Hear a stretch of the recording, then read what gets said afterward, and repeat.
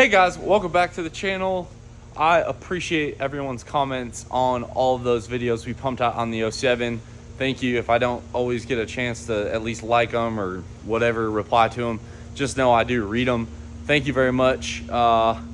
Since that day, we have ordered a lot of stuff to hopefully make us a lot better. I'll go into more detail into that when we go to install it. Today, we are gonna try and see what the OG 6.7 looks like that came out of the quad cab. So for those of you that don't remember, all right, this is a 6.7 OEM block with Maul standard pistons with a 30 thousandths valve relief. We have a Colt 188 220 cam in here with their tappets, Manton push rods, a PDD ported head, Manton valve springs, bridges, 6.7 rocker arms. We had an Exergy single 14 mil with a 5.9 rail, a set of 300% over DDPs, 625s, firing half in the head, half in the block, Wagler Street Fighters, a Power Stroke product 6.7 crank, a fluid dampener with a max power kit, a billet bean machine front cover, our clipped water pump, steed speed. Just, you know, this was a engine I put together to street drive the 07 again and to get us from Utah to Virginia. Now, I'll be honest, I have been driving my mega cab and, you know, it's just something about it just not enough. And I know,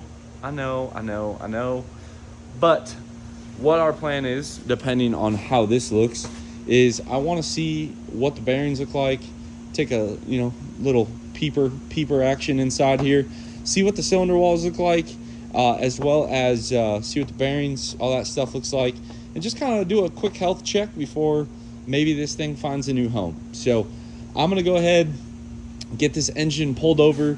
We're not going to the clean room. We will be setting up shop right here in the middle of the shop, take the oil pan off, check a few bearings out, and just see what it holds. Really excited about this build. I'm not sure if it'll get its own video, but a customer from Texas drove his truck here, stock truck, leaving with 1,000 horsepower, compound turboed, 48 RE. It's gonna be sick. I got his parts in the parts washer right now for his trans. We got his case all cleaned up. God, this, I swear he mudded this truck. He has all of his new parts, clean parts laid out. We have a TCS fat input, TCS output. I already put, or TCS intermediate. I already rebuilt his overdrive housing. All his parts here are just, they're cleaned, waiting to go back together. Fresh pump stator. His OEM pump and gears were fine. We'll get him set up with GPZs. And then he's running an HE351 from Savage Fab over a Force Inductions 480. Should be a monster. Dynamite 12 mil, Airdog 165, and a set of 100 overs. Should be a sick truck when it's done. But enough of the rambling. Let's take this motor apart and let's see what we can see, guys. I'm thinking we'll pull the oil pan off, take a look in there, see what we see once the oil pan's off. I don't know if I necessarily want to pull the head off. I'll be honest, I'm kind of not feeling it tonight, so let's see how far we get.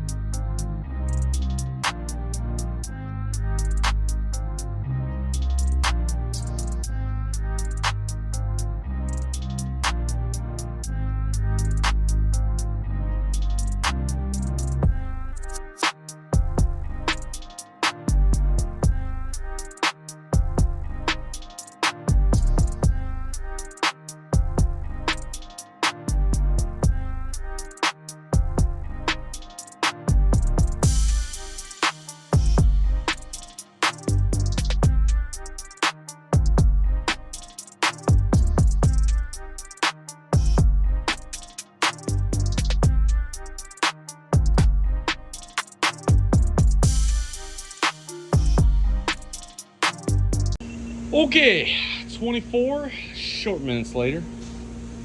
You know what, guys? I don't even know why I pulled this apart.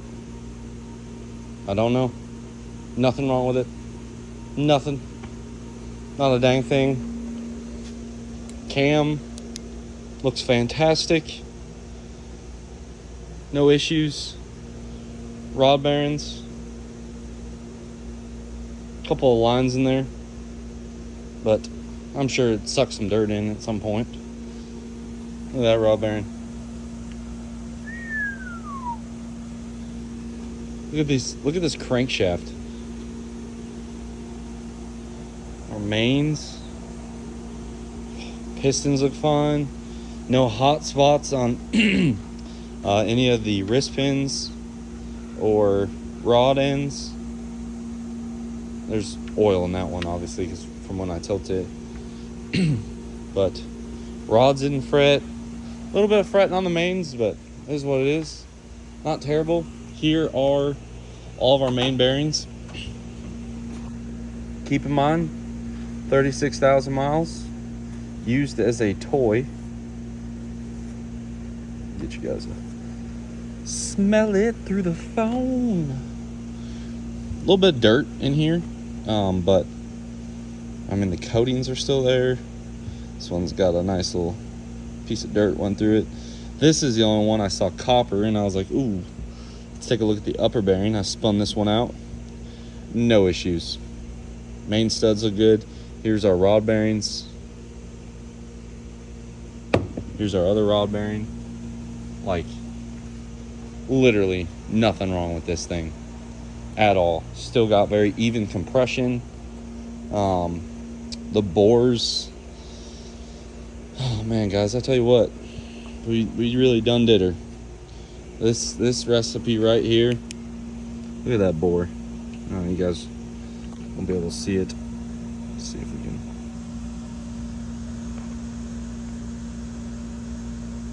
Barely broken in. Look at that crosshatch. Now granted, I understand this is where the piston rides, but you can see where the power changeovers happen. Everything looks great. Knew I shouldn't have pulled this one apart, guys. Ran too good. Ran too good. So, I pulled it apart on camera. I'm sure there'll still be people that don't believe it. That's fine, whatever. That's it. I mean, this is wow. So next what I'm gonna do is I'm going to I'll check the other 4 rods, just make sure, retorque everything. We'll start with retorquing the crankshaft. I'll just suck all the oil out of the holes, and then from there I will, let's get you guys over here. From there we'll suck all the oil out,